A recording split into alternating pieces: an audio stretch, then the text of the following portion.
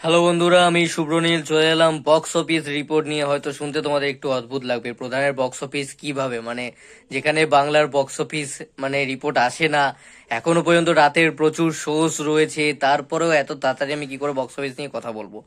খুবই সাধারণ, তোমরা যদি একটু ঘাটো, একটু বুকমাই শো খোলো, তাহলে তোমরা একটা আন্দাজ করে নেবে। যারা একটু বাংলা সিনেমা দেখো, যাদের একটু নলেজ আছে, তারা বলে দিতে পারবে মোটামুটি কি ওপেনিং নিতে চলেছে। আমি একটা প্রেডিক্ট করছি, অবশ্যই এক্সাক্ট তো হবে না, বেশিও হতে পারে, কম খুব একটা হবে না, একটুই কম হতে পারে। আমি তো বাড়িয়ে চাড়িয়ে কিছু বলবো না।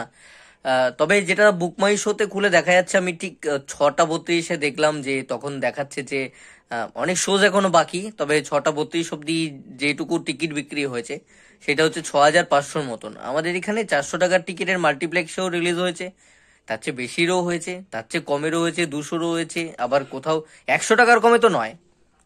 আমি যদি মানে সারা বাংলাতে মানে যা শোজ পেয়েছে, মানে প্রচুর আমি দেখলাম যে মোটামুটি 167 না 168টার মতো শো পেয়েছে।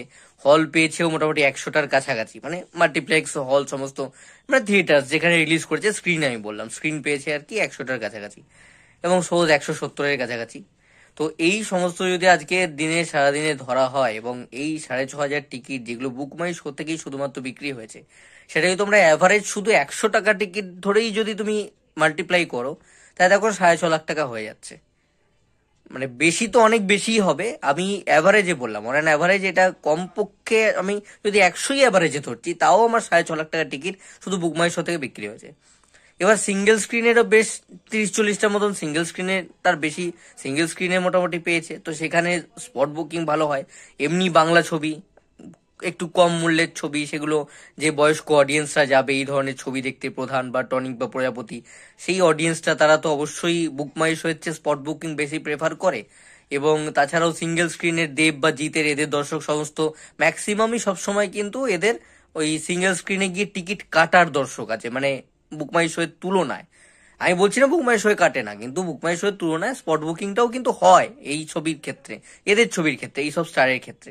সেটাও যদি আমরা দেখি, যা শোজ পেয়েছে বা যা স্ক্রিন আছে, তাতে কমপক্ষে, আর টিকিটের যদি আমি 6.5 লাখ বললামই, সেই সমস্ত ধরলেও কম, যেটা আন্দাজ করা যাচ্ছে মোটামুটি 12 থেকে 13 লাখ টাকা কমপক্ষে, আর একটু বেশি গেলে 15 লাখ টাকা থেকে 16 লাখ টাকার ওপেনিং নিতে পারে।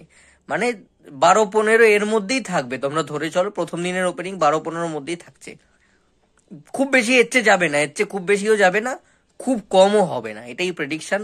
তো বিশাল কোন ওপেনিং নিচ্ছে না অবশ্যই, দেবদা যেমন আগে নিত।